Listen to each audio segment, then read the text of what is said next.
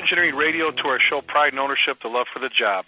I'm your host, Chief Rick Lasky, and hey, we just finished up another fire engineering weekend. This one was in Fort Worth with another great list of talented instructors.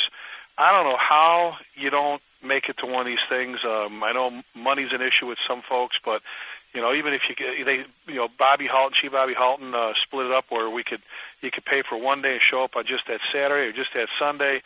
Heck, they were giving away free passes to FDIC, some software. Just a great weekend. We jammed the room up there in Fort Worth. Great people from not only just the state of Texas, but we had them come down from Kansas and from Arkansas and bouncing around from all over the place. A great group of people. Another great weekend.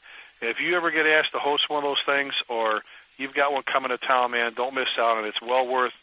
I think it was like $300 for the whole weekend. And not only that, they fed you breakfast and lunch, and you got to network, and it was just it was great, a great time. On another note, kind of a sad note, we got a couple of Houston firefighters that were injured in a fire. The preliminary reports really kind of all over the place. I keep hearing the word flashover, but potentially, or something along the lines of with a roof collapse. But either way, no matter what it was. As we always do, please keep the Houston Fire Department in your thoughts and prayers, and hope that these two firefighters make it through everything okay, and think about their families. I mean, we talk a lot about it, but sometimes we forget to spend as much time as we should be, praying for someone and thinking about them and the brothers and sisters of that department and their families. Okay, you know what? A couple of things we want to cover today, and appreciate all the great feedback on the previous shows, but I invited one of my buddies on, and when I say a buddy, he's a brother. He's one of my best friends, and he's doing some incredible things out there for the fire service. Today, our guest is Division Chief Eddie Buchanan. Eddie's Division Chief with the Hanover, Virginia Fire and EMS Department, right outside Richmond. Big department. We're going to talk about that a little bit, about some of the different things he's been able to take care of. He's got 25 years in the fire service. Wrote a great book. I've made fun of him about the title because I think it's probably one of the books out there, maybe there's probably two I can think of, that actually were named wrong. It's the Volunteer Training Officer's Handbook, which it should just say it's the Anybody Training Officer's Handbook. And we'll talk about why he wrote that book in a second. But I don't care if you're volunteer paid on call, combination, whatever your title is. If you do training, that's the book you need to make things happen. Eddie is also the current president of ISFSI, that's International Society of Fire Service Instructors, doing some great things. Hey, Eddie, welcome to the show, pal. Hey, Rick, it's an honor to be here, man. How are you, sir? I'm doing great, buddy. Hey, I was telling you earlier before we got on the air, great way to start off the morning, about 4 o'clock in the morning. The guy's caught a job over here. You take a lot of these, you've got all the public storage facilities there in Hanover. And you know how the older they get, sometimes they turn them into actually businesses where people start renting them out, and they start doing auto repair stuff in there and everything else. And Station 2, Captain Kevin Bruley, first in there with Quint 2, got in there, a lot of smoke, figured out where it was at, went to work. Tower ladder got in there, started zipping open doors. And you remember what John said, Eddie, this last weekend in Fort Worth? He said one of his things was fire ground response. If you remember, do you remember the "if you see something, say something" thing? He said. Yep, that was great. One day he was talking about, I guess it's on the mass transit buses or whatever. It's a Homeland Security thing, right, in New York City. Yep. If you see something, like you see the abandoned suitcase, the bag sitting around someplace unclaimed. Instead of not saying nothing, say something. Alert a cop or whatever. And he says that same thing should carry on to the fire ground with. And this is another one of those, Chief John Salka, just those little tidbits you can run with forever. But he says, how about on a fire ground? If you see something, say something. Don't wait and let a wall collapse. So something happened. And Eddie, the same thing happened this morning. Captain Tommy Mack, the captain on the tower ladder, he's doing his walk around. He's doing his 360s. His guys are starting to zip open the overhead doors, and he notices a wall separation at the back. First thing he got on the radio, and to some people they say, well, no, duh, you're going to say something. But how many fires have you been to, Eddie, where people have neglected to speak up and say, well, I thought I saw so, or I thought it looked kind of funny. You know what I'm saying? I mean, where we miss some important points sometimes like that at fire ground. Well, people assume that somebody else is going to see it. Even if you're a young guy, brand new on the job, you walk around, you might see something, and you think, well, surely, the boss saw that. But you don't always know. I mean, they might have seen something else, So it's always important to, if you see it, say it, and then we'll figure out from there if it's what it is. But hey, wouldn't you rather, Eddie, if you're in charge of a fire, find out that it's all right? Actually, it wasn't as bad as we thought, rather than have the worst case scenario. I mean, that information is always valuable, no matter who it comes from. That's probably the most frustrating thing from a command perspective is trying to figure out what's going on. What are the guys seeing? What are they doing? And the old way, we'd always try to sneak a look. We know better now, but you can't get enough information, I don't think. So the more info, the better, particularly from places where you can't see from the outside. You can't. You need everybody. It's no longer just the job of command, just the job of that safety officer, whether you have him or her there or not, or whoever. It's everybody's job to do size-ups. Everybody's job to keep their eyes and ears open and everything else. But hey, before we get going, because I really wanted you to come on the show, because you and I have sat around many a time at restaurants and at the hotels when we're traveling, teaching together, talking about. We usually get on the road, you and I know about the 5%ers, the people that don't care about the job, or the guys that have the attitude problems. We'll get to that in a minute. But, hey, let's spend a few minutes talking about ISFSI and your current role as president. There's been a lot of presidents that have done some great things with their organization. Where do you want to see your team? Because I know you're a team player. Where do you want to see that organization go? And what do you want them to see? What do you want them to do for the fire service? Well, I think the important thing when I got in there and took that position, I looked back over the history. It started in 1962, and looked at the names and kind of when they started out.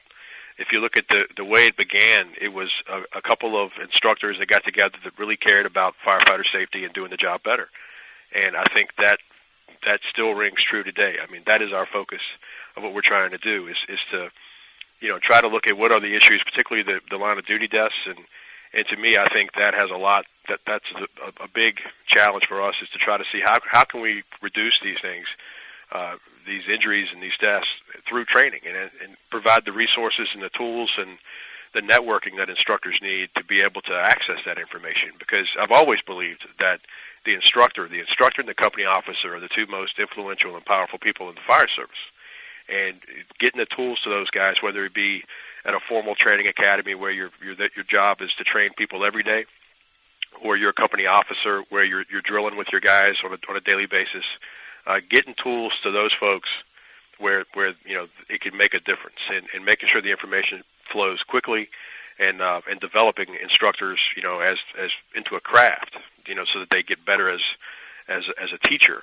Not just. Well, and Eddie, haven't you said it for years, ever since I've known you, that everyone's a training officer, right? I mean, yeah. No matter what your role is in the department, everyone should be training and teaching somebody something, right? Yeah, everybody. I mean, it kind of goes, people talk about, mentoring is always a big topic and that kind of thing, but everybody's a teacher. I mean, you're a role model for somebody. I don't care who you are. Somebody's watching and paying attention to that. And particularly from a training perspective, whether you like it or not, you're going to, you leave a legacy with every firefighter that you train, everyone. I mean, if one of them takes a piece with them, right? Yeah. I mean, you think about it, the guy who taught you a basic fire school, the first fire training that you went to, most of us remember who that person is. I mean, I can sit here today and close my eyes and I can picture the guy's face, I can hear his voice. I'll never forget that instructor.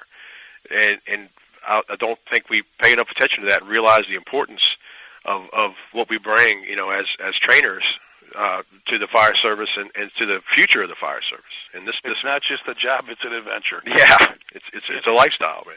But think that's a pretty dramatic statement if you think about it. That a lot of people don't pick up on. That is really there's a lot of truth to it. Is just what you said, Eddie. You're affecting these people, their careers, for the rest of their life. I mean, you as soon as you said that, I thought of. And you've heard me talk about Jack McCaslin and Eddie Enright and Tom Freeman and John Eversole and all these people that when I was younger, till this day, I use stuff that they taught me. And there's little things I tried to steal from them, little personality traits, little ways about them that I wanted to make Rick better as a firefighter, as an officer, as a person. And you hit it right on the nail right on the head there where, you have no idea. And I guess this is the question, Eddie. I pose this to people all the time. All right, if everybody's taking a piece of you with them, what do you want them to take from you? Do you want to, when they're at that next firehouse and they say, tell me about Greg Martin, And I know Greggy's one of your chiefs, but firefighter Greg Martin. Greggy's the guy's incredible. He buries up. You know why? Because he worked for Eddie Buchanan. Well, tell me about this Lasky guy. Well, the guy's a slug. He does this. You know why? That's because he worked for so-and-so over there. I mean, what do you want them to say about you? And you not only are these new firefighters creating a legacy, but so are you, aren't you, as a training officer, as a company officer, as a person just teaching your firefighters? Well, you figure you leave, like in our case, we have a formal training academy where they come in, as many as 30 at a time. And think of the impact that is. You're almost changing generations when they graduate with that many people. When that number of people hits the street and they start riding those fire trucks, going to calls and providing service, that impacts the whole culture of the organization when that many people hit that. So the impact is just tremendous. Well, Eddie, and you're into just the whole training aspect. Like a lot of us, it doesn't take a whole lot of money. And I'm sorry if I always get pissed at me for saying this, but budgets are budgets. But there's a lot of free stuff out there. I mean, we've talked about the fire engineering community page and all the things you can capture off of there. Some of the websites. You look at magazine covers. There's an hour word of tactics and strategy. There's a lot of things you can be doing instead of waiting for the training officer to bring you the drill book or waiting for drill night. Whether you're a volunteer training officer or lieutenant or captain or paid. Again, not the pound on John, but Chief John Sullivan says if you're not training your people every day on something, whether it's 10 minutes or an hour, you're not doing your job, and you're just setting them up for disaster. Actually. Yep. Well, the only thing they're going to have, always when I teach a class, I'll use like an analogy. I'll walk them through a fire. It's just a typical fire where, a residential fire. Most people, I always talk about the assumptions that we make every day. I guarantee you that people listen to this podcast, when they got up and left the house this morning to go to work or wherever they went, they made the assumption they were coming back home tonight. They just assumed that they're going to be back home. Nobody ever expects to get in trouble. And you have these guys, they're crawling down this hallway, with what little bit of experience they have between them, and they get caught in a bad spot. And when they get caught in that spot, the only thing they're going to have are the things that the instructors and the company officers have taught them. That you can't ask questions, you can't call timeout, you can't read a book, you can't do anything at that moment. If you're not ready when that moment happens, it's too late. And that's what you train for. And it comes down to hard, realistic training, the real stuff, getting out there, working with your tools, your ladders, your hose, your air packs, getting, right? I mean, it's hard. The reason, the armed forces, the Marines, they're successful is because they train. Remember Jason Fry, Captain, retired Major Fry, says, we're successful with the Marine Corps because we train for real. We go out there, hard, realistic training. And you're right. I mean, you could turn around at 2 o'clock in the morning in a home, and you end up by yourself for some reason. You're all you have, and you're going to revert back to what's basic and routine for you, and that's going to come through what? Repetition and training over and over on something to where it's just second nature, right? Well, it amazes me how complacent we can be, and even when we think we're a good department, like I'll use my department for example. Our Chief Crosby, asked a very obvious and simple question. Was after the tragedy in Charleston, he wanted to know. His question was very simple: how would we fare if in a similar situation? What would our guys do? And it's not about the tactics outside or any of the command stuff or none of that. It's if we had firefighters that were in a large area that were disoriented, and it was go time. How would they perform? So we had a group of guys, Battalion Chief Henry Moore, one of our great battalion chiefs, went out. We set up a drill. We ran everybody through a drill to kind of test how they would do. And all of our people have formal training. The Saving Our Own training that you started. It's how we met years ago. All of them have been through that, and we still found people that either did not transmit a Mayday appropriately. We found people that were rusty with their SCBA. That were doing things under stress. They would reach for a pass device that used to be on an old MSA pack we used to use back in the day, and we're using a completely different SCBA now, and they're still reaching for the old, pass alarm or the old bypass valve, and we're looking at each other going, man, we thought we were getting past this, but it just never stops. You're never going to, I don't know if we're ever going to be ready, when do you ever sit down and sit back and go, okay, we can handle it? When as an instructor or company officer can you be that confident, that good, that you're just, everything is squared away? It never ends. Never. And you're right, buddy. Because the moment you think you know it all, The moment you think you don't have to pick up a magazine and spend, right, we were talking about this weekend, you and I at supper, we were out with everybody, is, and I've said it plenty of times on this show, put down a Chicago Sun-Times or Sports Illustrated for just a little bit. Take 10 minutes of your day and read something off of one of these websites. Or go to fireengineering.com and make that your morning newspaper. Take 10 minutes. I mean, what do they say? If you take an hour a day of your life and study in your selected field, within a matter of a couple of years, you will become an expert in that field. Mm-hmm. It's that easy. I mean, now we're not talking an hour. What's 10 minutes of your life to get better at your job? And it comes down to training. Let's jump back real quick here. I wanted you to mention, and I know, you talked about your organization and the movers and shakers and some of the people, and I always refer to it because I know you're such a big team builder, a big one that believes in team and really defines that definition of teamwork. You've got some incredible people. I want you to mention a couple that are members of ISFSI, but have had an impact in the fire service through that organization. Tell me, Forrest Reeder's out there doing some incredible things. Training chief from Pleasantview, the Pleasantview Fire Protection District on the southwest side of Chicago. Forrest was our instructor of the year last year. Exactly, and the guy is like, he's savoir-faire. He's everywhere. I mean, you look, you see he's doing the short drills, the company drills, the minimum company standards. He's all about training, and he's all about training firefighters. And his partner, Rudy Horst, who are some of, just a couple off the top, a couple other movers and shakers that you're with that we'd want to tell some other people about. Well, Forrest is he's the most humble and sharp guy I've ever met. Right now he'd be going, I can't believe they mentioned us. Oh, he's hated every minute of it. We're talking about. You know what, Forrest, get over it, buddy.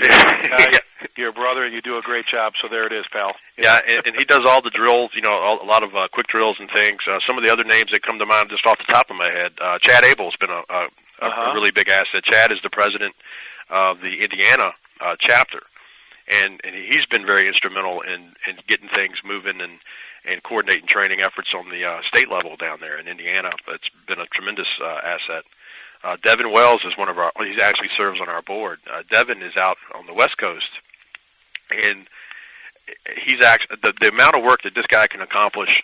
And is he amazing or what? Well, he's coordinating our test bank. We're developing a test bank for the Penwell Firefighter 1 and 2 handbook that's coming out, which is going to be great. Looking at this project, and he's in charge of generating all the test questions. He has an army of instructors essentially that are working with him to generate the hundreds and hundreds of questions that have to be developed, and he does this. I'm amazed. I don't know how he makes it look so easy. Well, and he also, by the way, helps me keep my marriage happy because my wife, when it comes to salads and fruit and all that stuff, well, every year he takes care of me. And I don't know if you've been out there with all the orchards with the pears and the apples and everything else. So just that alone, he helps keep things nice in the Lasky house there. But have you ever noticed that the same names, and I want you, there's a couple more I know you want to get to, but it's the same names that seem to pop up when you go to the Fire Engineering Community page. Boom, boom, boom. You see them. They're at the forefront of all the forums and conversations. And when you look in the newsletters and when you read stuff and you see articles, it's kind of I don't know if it's a personality trait or it's just their MO is, these same good people. Just I call them the movers and shakers because there's always something going on with them in a positive way. Yeah, well, I mean, it's funny. It is a lot of times the same names, and I got a call the other day after we did the class in Fort Worth, and it was from a guy down there. We had met very briefly. And he calls me once I get home, and he was like, "Hey, we met at the conference, and I really want to get involved, And he was just calling out of the blue just to go, how can I help? And that's how it starts, That's how it gets going. And I'm looking to see if I forwarded him over to Devin actually to get him involved with our test bank, and told him there was certainly plenty of work to be done on any given day, and It's just amazing how these guys just come out of the blue, and there seems to be, like Steve Pegram comes to mind. Steve is like that. He came out of just stepped up and said, "I want to help." I said, "Well, get on the board. Run. Get out here and help us." And And he did. He got elected to the board of directors, and now he's hosting our podcast every week, and he's doing a fantastic job of running all that. He handles everything. He books all the finds the people to talk to and sets it up, and we record it, and it's just amazing all the folks, and you see that around the fire service. You see these guys that do that. I told somebody the other day, they were like, "What's the difference, between somebody who's out there kind of moving and shaking and doing it at kind of a national level and anybody else?" And I didn't mean to be kind of smart aleck about it, but I said, "Well, this guy chose to do it. He just said, I'll do it," and raised his hand and stepped forward. Like my buddy Tom Freeman says, step up or shut up. Yeah. And it takes passion. And these guys, that's what I was talking, as much as I was joking about Forrest Reeder, that guy, you talk about passion for the job. I mean, his speedometer is set at 150 all the time. And it takes that, we're talking about pride and ownership, the love for the job. I mean, those are the kind of people, Eddie, aren't those the kind of, you want to hang with those people. And, I've always said I love hanging with people like you and the Tommy Shervinos and Curtis Burt, by the way. Congratulations. Yeah, congratulations to Curtis. How about that? That's great. Chief Curtis Burt. Curtis was the interim chief, was a deputy before that in Lake Cities, Texas, just north of us. Curtis started was on the south side of Chicago. You know him. If you've been through the Saving Home class, you know Curtis. He got the job, and boy, oh boy, what a great guy, and great department there too. Just saw the guys this morning at the fire with us, good folks. But getting back to this, it's the people, it's the Salkas, it's the Billy Goldfetters, the Mikey Smiths, it's the Bobby Haltons. Mm-hmm. Those you want to. We're sitting at dinner in Fort Worth, and we're still talking fire stuff. I mean, It's just. And it was kind of funny because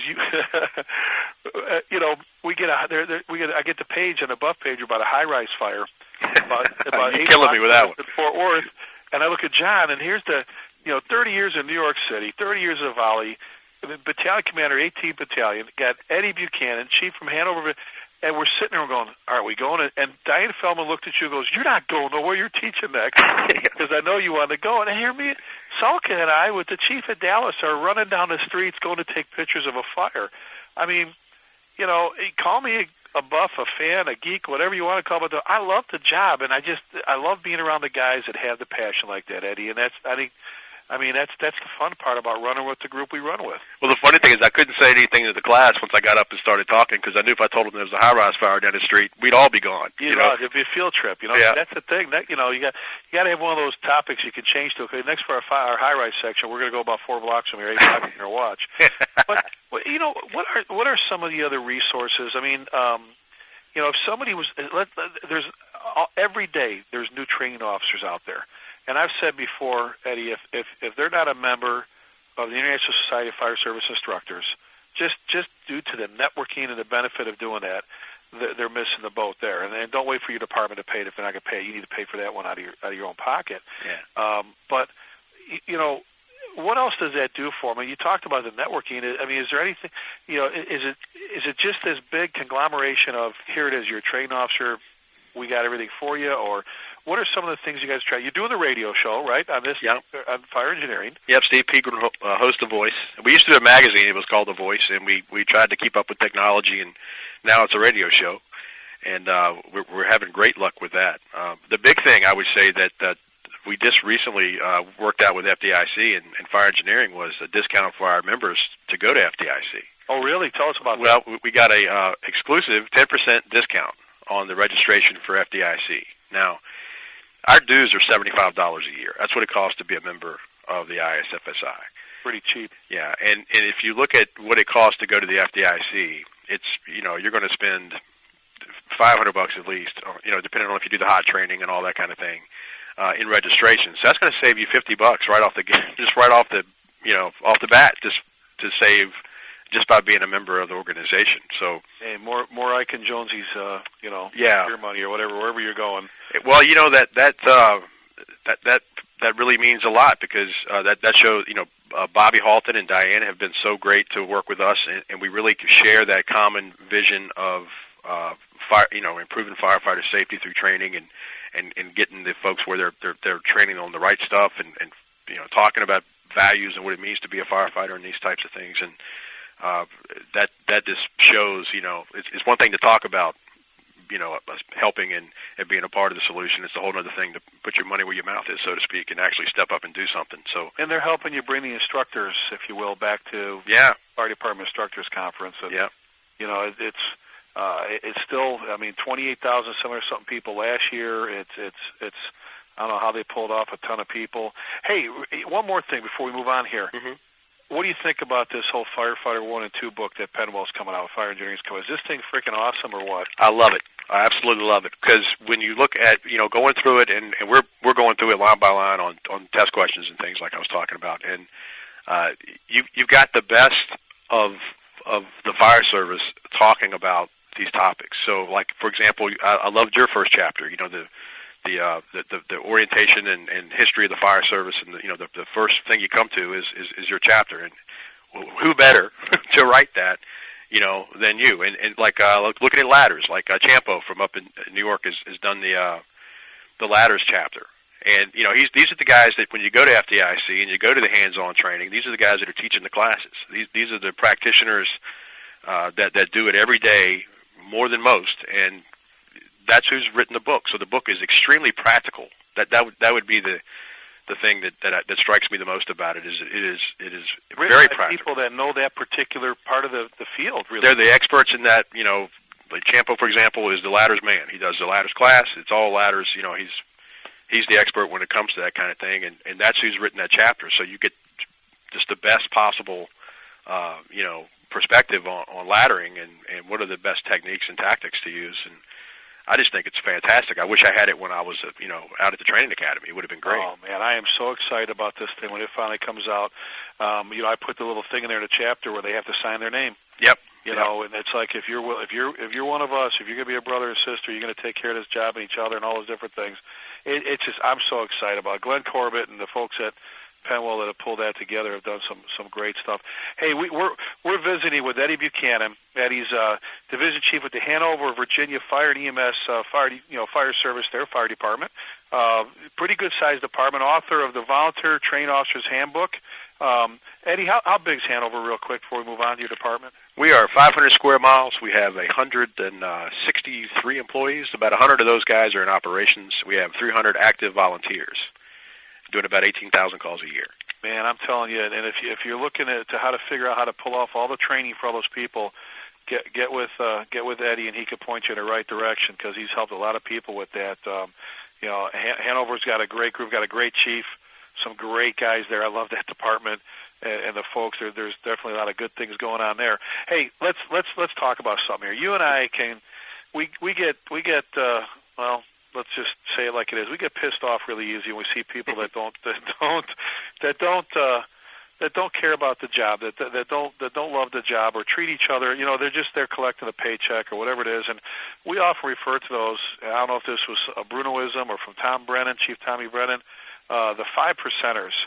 And I've had a couple guys recently write me emails saying, when we get talking about the 5%ers, and it's just, we're getting through all these topics, and I kind of couldn't. Eddie. I don't know. You tell people that you got to aim for the majority. You can't please everybody, but who in your eyes, who do you see? Who are the 5%ers? Whether it's in your department, my department, or in the fire service in general, who are these? Kind of describe one for me. Well, I have two categories of a 5%er.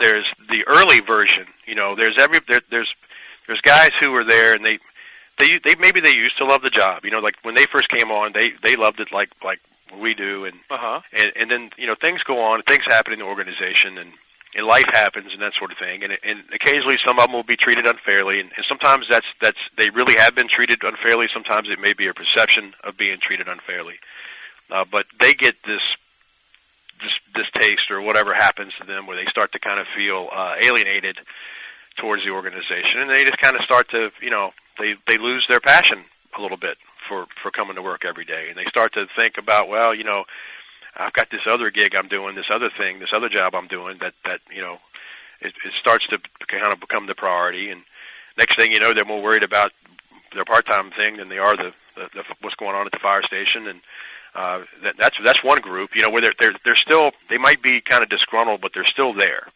And the thing that I really see good in that, the value in that, is that they still care. You know what I mean? I'd rather them be. Their attitude's just misplaced right now. Yeah, they're just in a bad spot, and I'd rather them be pissed off, as you said, than not care at all. Those are the ones that scare me to death. Is the guys that maybe used to be upset about it, and now they just don't care. Well, and Eddie, specifically, let's hit on this firefighter that came on a job, and I rarely met anybody that just got into the fire service. If they fell into it by accident because they're looking for a steady paycheck, once they got there, they realized just how special it was, and the feeling you get with helping people. But do you feel some of that's a trap that you see it all the time where they get to the wrong station with the wrong company officer, or the guy who's mad because he feels he got screwed over on promotion, all that different stuff. I mean, I love this place. I got great people. I got a couple people, just like everyone else, that, you know what, I could give them $1 million. They'd complain about the suitcase they got to carry now. I mean, It's just, there's some people that you're just never, ever going to make happy. But, what do you do? Let's talk about this one. What do you do to get this guy or gal back? The first one you're talking about, the one that they're the misplaced attitude. They still love the job. They just, and I don't want to confuse. I've got guys that volunteer on their days off, and I love it. I got like 9 guys that are chiefs of other volunteer departments. I think it's great. It shows me they really love the job. They're willing to do it for free, as long as they remember when they're here, this is their the number one job, that kind of thing. Because I used to do both the same way, and I appreciate when they do that. What do you do to get this one back? How do you get this one back into, is it a sit down? Is it a whack on the head? Not physically. I'm saying. What would you say to them to get them back into where they need to be? Well, I think the first thing is to sit down and talk, and it may or may not be formal. It may or may not be kind of confrontational. It depends on the situation. I think the first thing to find out is what's going on, to see how they're doing. Hey, how are you? To sit down and genuinely be interested in what's going on with them, and see there may be other things that we have, parts of the picture that we don't see. And which means you have to, as a company officer or a senior firefighter, make the time, right? Yeah, you got to roll the sleeves up, get in there, and ask them genuinely how are they doing, and make sure you put the cell phone down and put the radio away, and listen to them and see what they have to say. And a lot of times there's, I always think of when I talk about disgruntled firefighters or those alienated folks. Everybody kind of gets a picture. They immediately get that face in their mind, and they go, "Oh yeah, I know who ours is." And a couple of cases I looked into where I've sat down and talked to them, and you get the facts, and you kind of go, "Well, yeah, you kind of have had a dirty turn." Sometimes the organization will just, people will get caught in the corners, and sometimes they get treated unfairly, and that's just the way it is. Eddie, doesn't it go back to, and when I had, you met my battalion chief, one of my battalion chiefs, Jerry Wells, that did the article on the rookie firefighter preparing for the role, when he said, the worst thing you could do to a rookie firefighter is say, sit down, shut up, and only speak when you're spoken to, and stay over there in the corner, don't say nothing. Mm-hmm. And he's like, you know what, that makes me angry. Don't treat me like I'm stupid. I'm here to learn. That's part of that, not working with, not spending the time with that young firefighter, right? Well, that's an excuse to not have to deal with it, is what it is. Yeah. It's a lazy company officer. There you go. And, I hate to call it what it is, but that's what it is. And that's, we always say people are our greatest resource, and we want motivated people, but then when they show up, they tend to annoy us. Oh, don't talk about the job. Yeah. Sit over there. Yeah. Pick up something else. I'm tired of talking shop, all that kind of stuff. Yep. And that's just, to me, it's just heartbreaking, because, we do a thing when we graduate our recruit schools where career volunteer they're all up on the stage, and we do this transfer of command where the training chief comes out and the operations chief comes out, and we look at each other and salute and do all the stuff, and then the ops chief turns and looks at the recruits, and you have a few minutes to talk to them. And without fail, when you look at these firefighters and you look in their eyes, and you can just see their guts are burning, because they're so excited. Oh yeah. They love what they're doing so much right at that moment. And I always tell them, feel that fire in your chest right now, and don't ever forget that. You know, when the days are long and, you know, it's going to be years from now and you're wondering what you're doing, you remember this moment right here. And a year from now, you know, and that's I do the same thing I tell them. A year from now, you know, when you're sitting around the kitchen table or the training table and drilling, bitching about the chief or the department, how did you get that way? Better yet, you mentioned it earlier, who have you been hanging around? Who tainted your view? Yeah. And who got you to where one moment this is the greatest thing in the world? Because, Eddie, have you ever met a firefighter yet who had a gun held to his or her head and said, you're going to be a firefighter? You know what? No, I'm forcing you to apply for this job. You're going to go through this rigorous testing process. You're going to, in some places, you're going to do this 10 and 20 times just to get on one department. Mm-hmm. You're going to get there. Then once you get there, you're going to, you know, just piss and moan about the whole job the whole time. I don't get that. How do you, you know, that, right? I mean, it's such a waste of energy, a waste of good feelings. How do you get to that point, man, where you're so consumed with other people's problems and who's doing what that you could end up not loving this job? Well, you know what I don't understand is why do we allow that? You know, I had this come up at another department I was working with, you know, just kind of talking with them, and they were saying that one of the guys was taking a beating because he was standing on this thing, and everybody felt it was the right thing. You know, everybody knew he was doing the right thing, but he was kind of taking a beating for it. And I looked at the other guys. I'm like, well, how come you are letting him take a beating for it? You know, if guys are giving him a hard time and we all know it's the right thing, why do you listen to people that would, you know, be bringing the guy down or the department down or the chief down or whoever? You know, why is it acceptable to let so much run and just talk, you know? How come the guys that are sitting on the sidelines aren't standing there going, hey, wait a minute, this is my department just as much as it is anybody else's, and I don't appreciate you guys running us down, you know? And don't we talk about, Eddie, we talk about peer pressure with kids all the time. Yeah. What about the peer pressure in the firehouse? And I've said it umpteen times. You know what, pretty much, I'm sorry, and if you take this the wrong way out there, folks, but anyone can crawl into a burning building. We've proven that. Anyone can crawl into a burning building. It takes courage to stand up to somebody at the kitchen table and tell someone what you're saying or what you're doing is wrong, man. Stop that. Yep. Or get someone on the side going, look, you know what, you can get mad at me all you want, brother, but why are you doing it? This guy loves the job, or you know what I'm saying? I mean, why would you not stand side by side? We talk about being the bravest. Well, you know, carry it away from the fireground. The fireground's easy. People know you do that. You know, what do you got to do to? I mean, and let's move to the other person. You talked about you split it in two. You've got that the younger maybe person that this firefighter that he or she, you said they get on the job and their priorities are out of whack. They're more worried about the side job or something else going on in their life, and their attitude is kind of misplaced. Let's talk about the other one. The one who doesn't care anymore. The one who doesn't care anymore, man. You know, I mean, how does that happen? I don't know if I can. I can't comprehend it. That's where I struggle. Peter won't let us go on for 8 hours. So. Yeah, it's hard for me to understand how you don't care anymore about it. You know, this job, you're dealing with you know, whether it be out on the street and the stuff we have to do with the folks that we help every day, or if it's taking care of each other in the fire station. You know, if you don't care, I just don't see how you're equipped for the job. You know? And doesn't that attitude carry into everything you do? And does that change on the fireground? Does somebody who has a I don't give a crap attitude in the firehouse about my brothers and sisters about the job, do they become super firefighter on the fireground? No, it's going to be the same junk in the station is going to be the same junk out on the fireground, and to me, it's just unhealthy. It's unsafe. You know, it scares me. You know, it's easy to say, well, if you don't like the job, well, then get out. You know, and that would be what my response would be. If you don't care, then you're in the wrong profession. And you'll get those guys, Eddie, they'll say, but I'm locked into my pension. I'm like, no, you're the same jamoke that sits at the kitchen table and tells us about your investments and all this stuff. Yeah. You know what? Take your money and go. Hey, we just talked about Curtis Burt, Chief Burt from Lake City, Texas. Curtis carries that folder in the buggy you've heard me talk about before, where when he's got a young firefighter who's you know, crying and complaining about the job, and let's say he's a paid firefighter, he has to show up for his 8 or 9 shifts a month, or a volunteer who's been given the privilege of serving as a volunteer.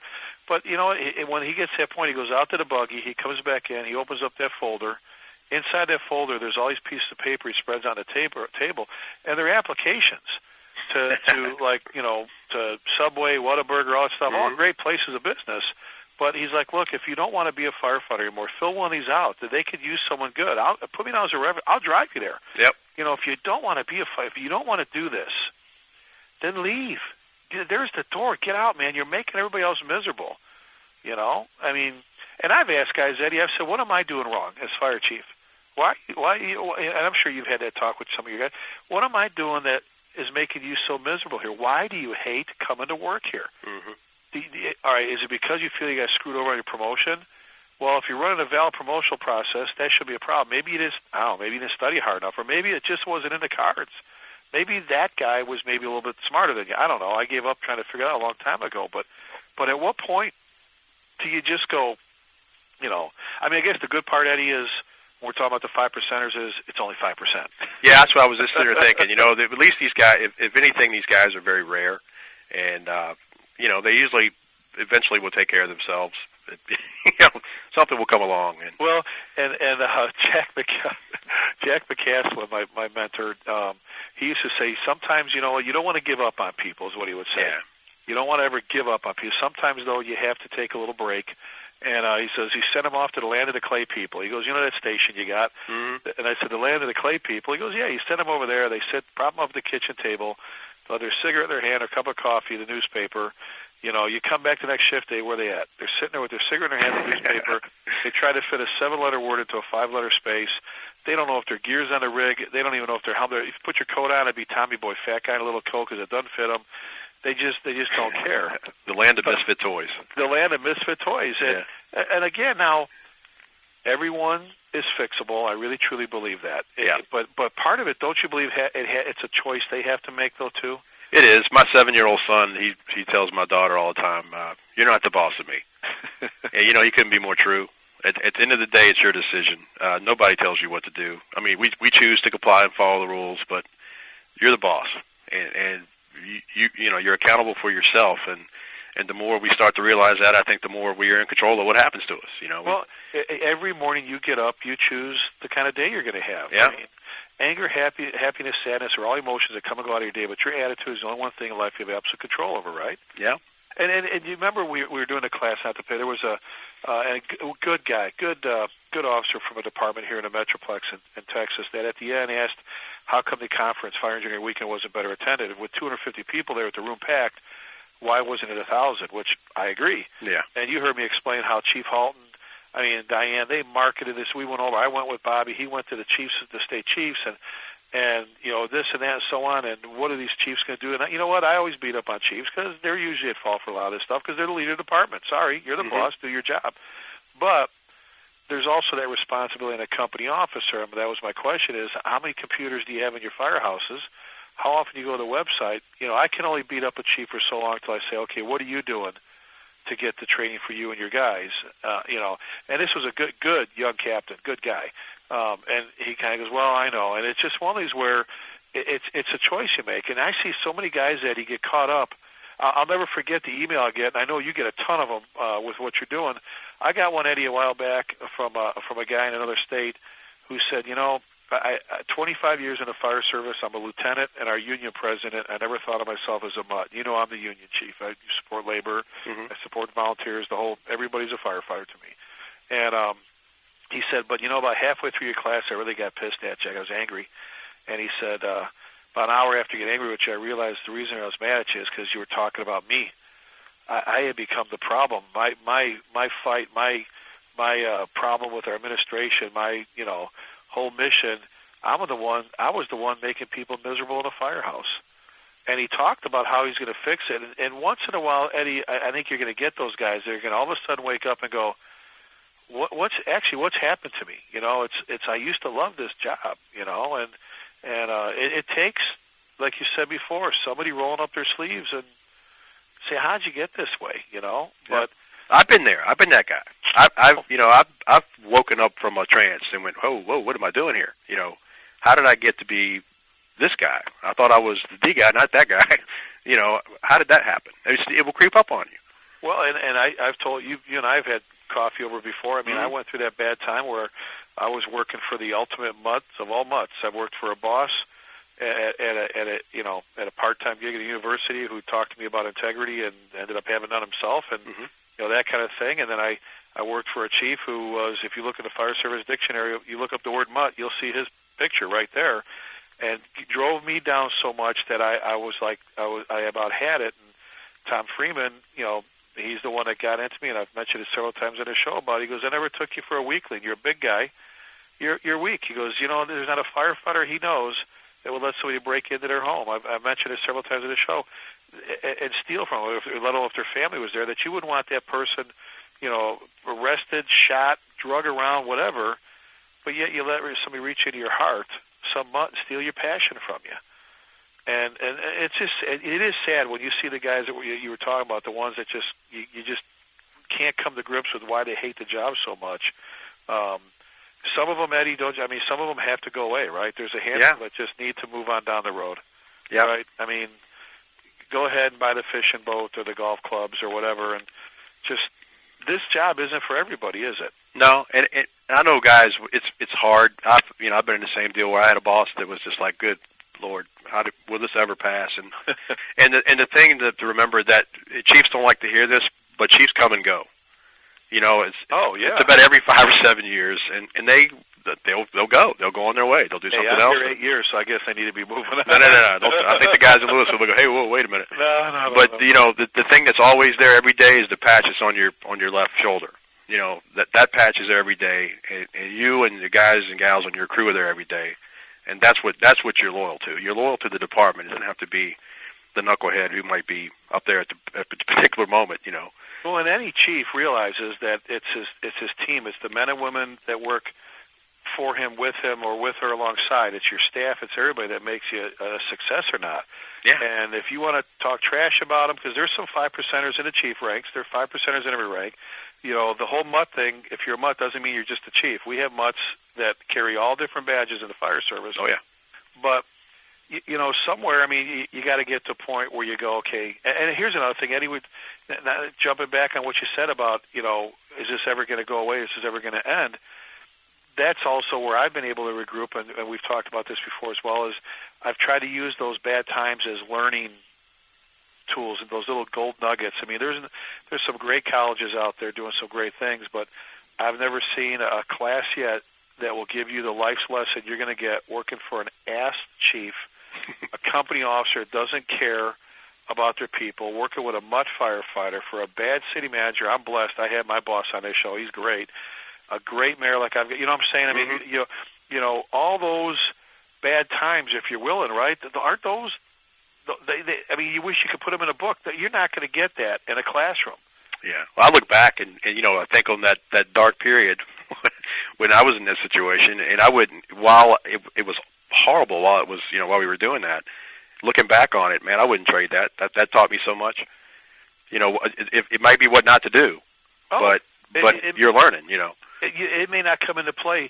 I told people, what, what I learned from working for a bad chief may not come into play in the next 2 minutes or 2 years, but someday, if anything, it just teaches me how not to treat my people. Yeah. I'm a lieutenant, how not to be that lieutenant I don't want to work for. I want to be the Bill Allen that I used to work for in Bedford Park that, just was incredible to work for. Now, don't you believe, though, a lot of this is, we've talked about leadership is everything. Mm-hmm. Training is the foundation for whether we succeed or not, and stay healthy. But a lot of that, even whether and how we train, comes back to the leadership, thing. Mm-hmm.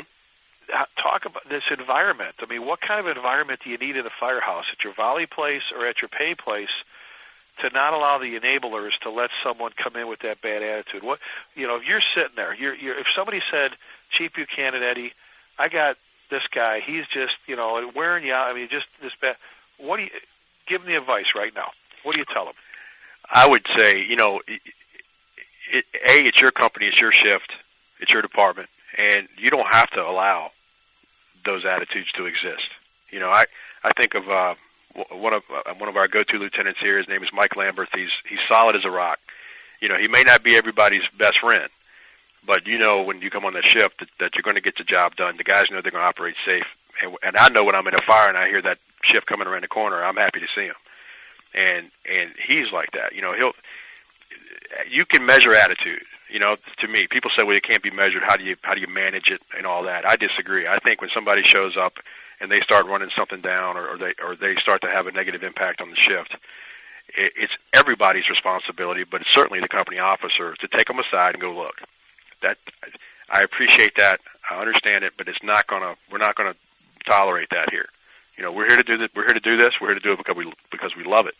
And if there's something I can help you with, I'll be, let's do that. Let's help you get past whatever the issue is. But it's the energy suckers and energy giver thing, right? I mean, yeah. Of all people, Amanda Frida, Team USA Olympic softball player, wrote an article I posted on my daughter's website for a softball team called that. If anybody wants a copy of it, email me. I'll give you an email. I'll give it to you. You could take out the word softball, and female athlete, and put in there firefighter. And Eddie, it's there. It's those energy suckers and energy givers. And you're right. You got to call them on the side. Say, look, you're sucking the life out of us, man. Everything I'm working for positively as a company officer is out the window with what you're doing. Now? Let's flip that around, Eddie. Mm-hmm. All right, because I know people have asked you this. All right, it's not the firefighter.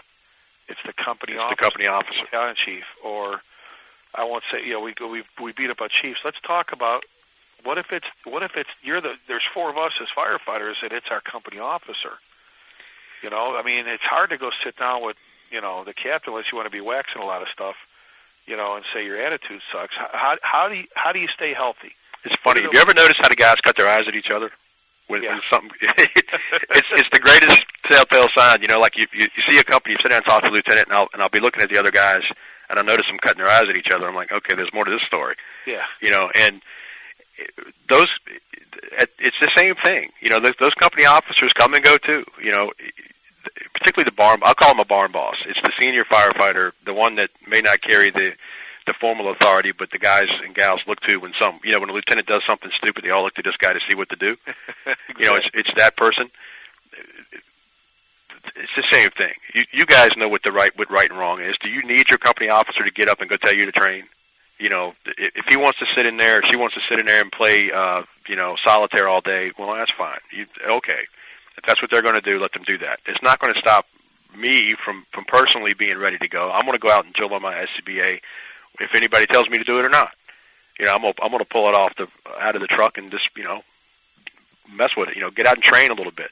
Well, you're right. You tell me to stop cleaning something, to stop doing. Yeah, something. You're going to have to tell me to stop working.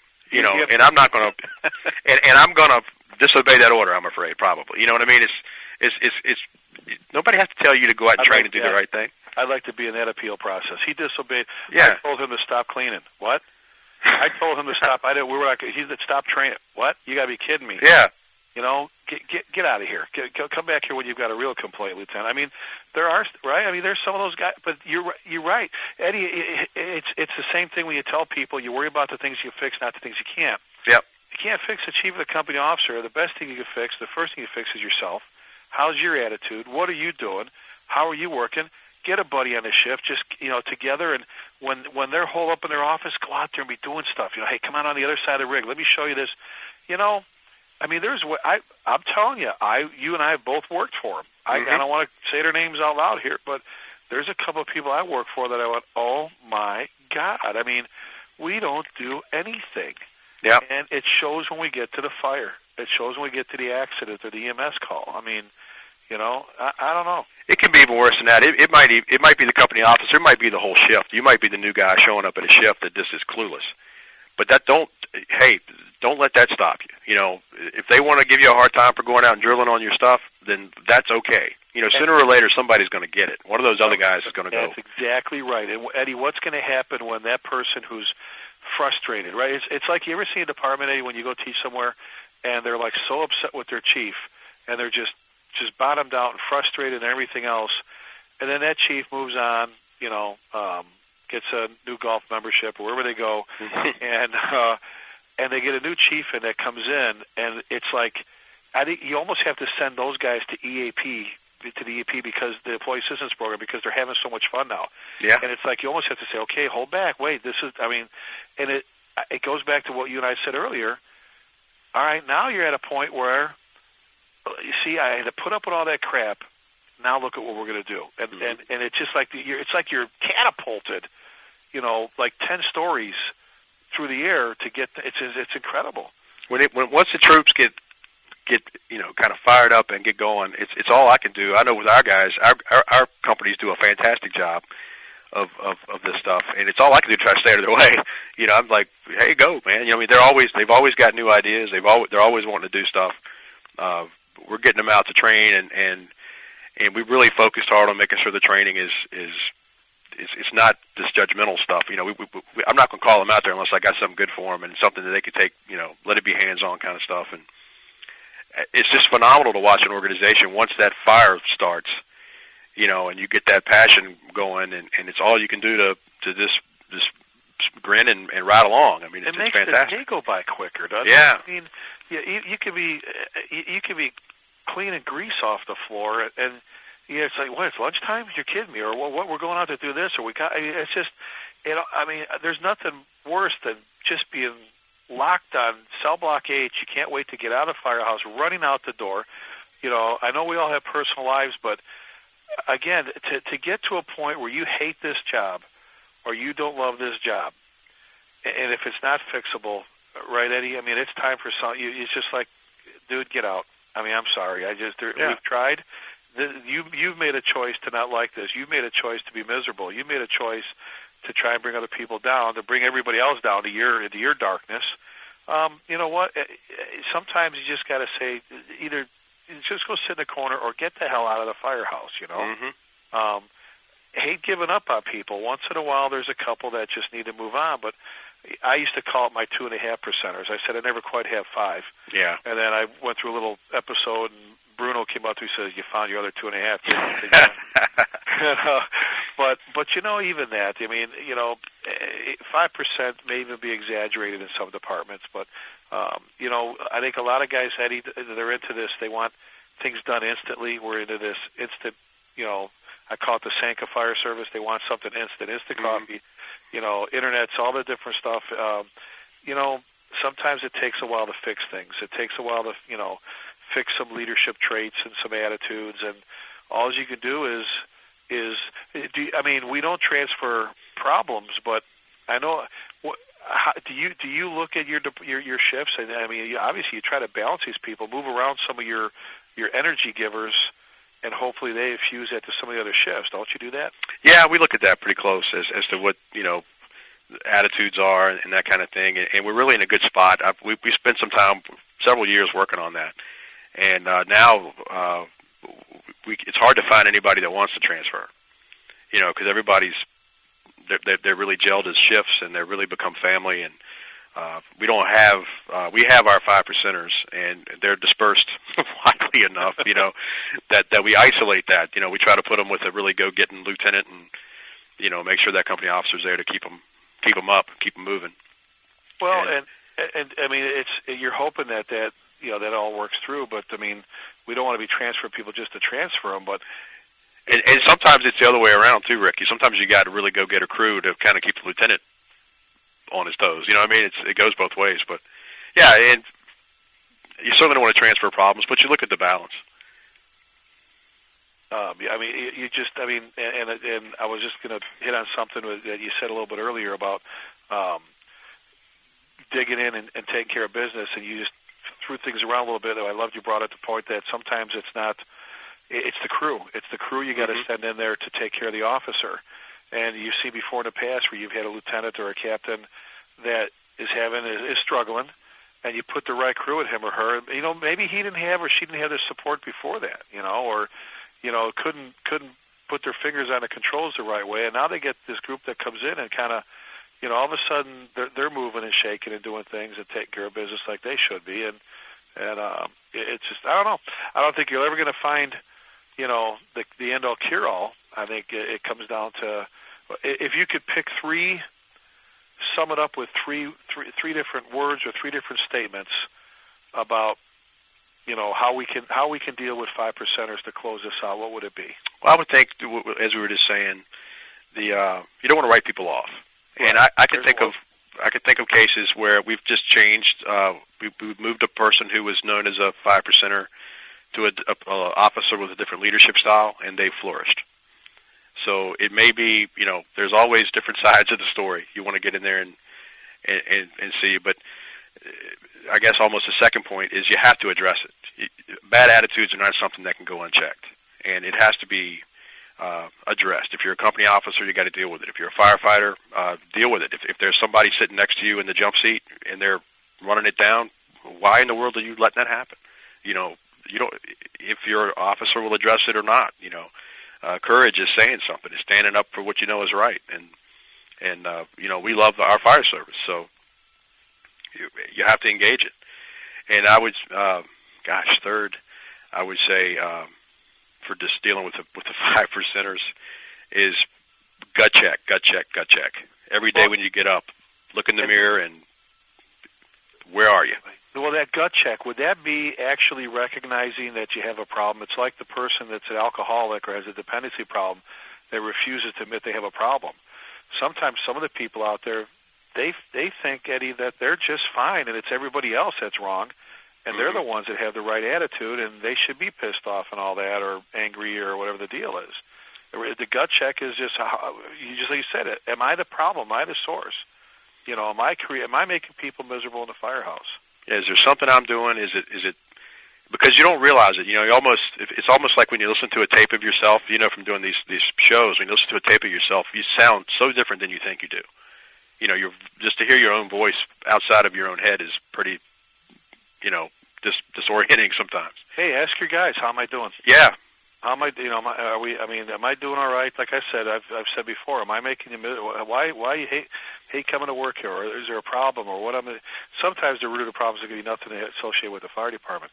Yeah. Hey, Eddie, we're at the point now. We got to bring things to a close. Okay. And I wish we had about freaking 8 hours with Chappelle, like I said earlier. Because folks, I'm telling you, you get Eddie and I, we get together, then you throw Salka in there and Billy G, and it's off to the races. If you could put up with the language, you could put up with some great conversation about attitude and passion and love for the job. And Eddie, you definitely are. You are one of those leaders and one of those examples about passion and about the brotherhood, be it a brother, sister, family. You're all about family. That's at home. That's at the firehouse. You care about your people for real. You got no problem standing up and saying it like it is. But let me ask you this real quick before I don't want to forget this. If somebody wanted to get a hold of you, email, ask you a question, maybe have you come out teach a program or whatever, or talk to you about. Actually, let's back up. What's the website for the ISFSI? The ISFSI's website is isfsi.org. Okay. It's pretty straightforward. And my email contacts are there. I do have a website for the teaching stuff. It's leadingwithattitude.com. It's got all that stuff on there. And like I said, attitude is it's just become a big topic for me and an area I like to focus on. Rick, I got to tell, the guys may not know, but when it comes to mentorship, I couldn't have a better mentor because Rick literally found me out in the woods training. In rural Virginia, and has opened so many doors. So I just want to say thank you. Oh, buddy, it's easy. I mean, that's just you had so much to share, so much to offer. Look what you're doing now, buddy. I mean, someone gave me a chance and a shot, and it was easy, man. It was just a question. Why don't you write an article? And it boom, mushroomed into just incredible things. Look at what's going on now with ISFSI, with your department. You're doing some great things, pal, and I can't thank you enough for being on the show today, buddy. Absolutely. It's an honor, Rick. Thank you so much. All right. Hey, we've been visiting with Eddie Buchanan, Division Chief with the Hanover Fire and EMS. That's in Virginia, just outside Richmond. He's the author of the book, The Volunteer Training Officer's Handbook. Again, take the word volunteer because it applies to the entire fire service. It's a great book. I know he's working on another edition from that. Give him a call. Shoot him an email. If you're not a member of ISFSI, go ahead and you don't have to be the training officer. You have to have a vested interest in making a difference in people's lives. That's what that organization does. I'm Rick Lasky. It was great having you with us today. Please, again, if you're ever looking for anything, shoot me an email at rick@prideandownership, that's all spelled out, .com, rick@prideandownership.com.